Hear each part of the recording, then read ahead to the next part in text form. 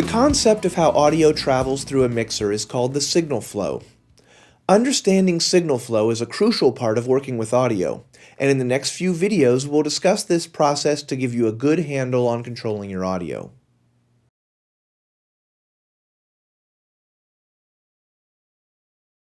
We'll start by discussing the path that a single sound takes from its source to what the audience hears.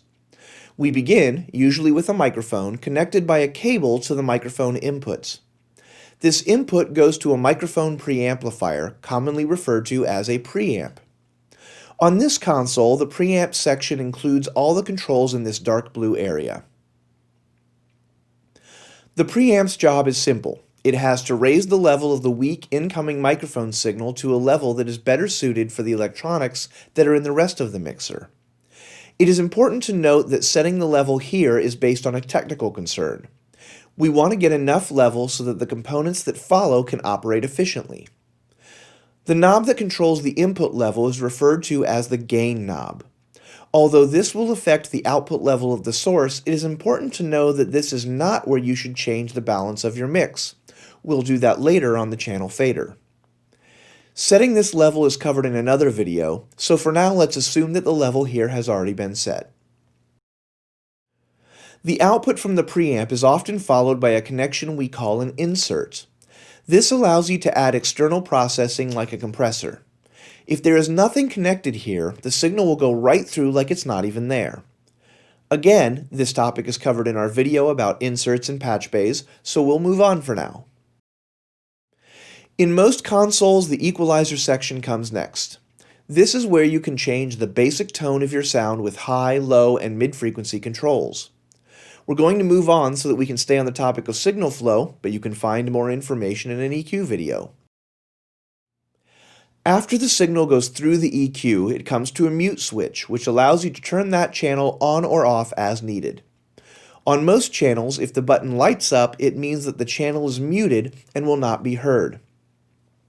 Mixers by Yamaha are an exception to this though. They typically use an on button instead of a mute button, and it will light up when it is on and you can hear it.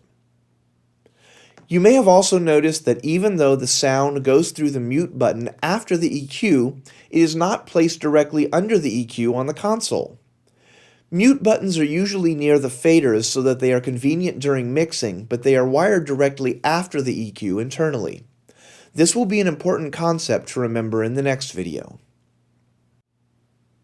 Finally, our sound arrives at the channel fader that allows you to control the level of each channel.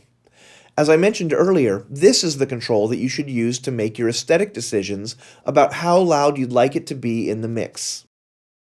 Now we've made it all the way through a channel, but we're not done quite yet. Each channel then goes through a pan knob that decides if the sound should be to the left or right, which in turn feeds our final stop in the mixer, the master left-right output, which controls the levels for the audience. Each individual sound on a channel travels sequentially through the parts of the channel in this order: preamp, insert, EQ, mute, fader, pan, main outputs. We have now covered the main path to get our sound to the audience, but what about the musicians or anyone else that might need to hear? We'll discuss that in part 2.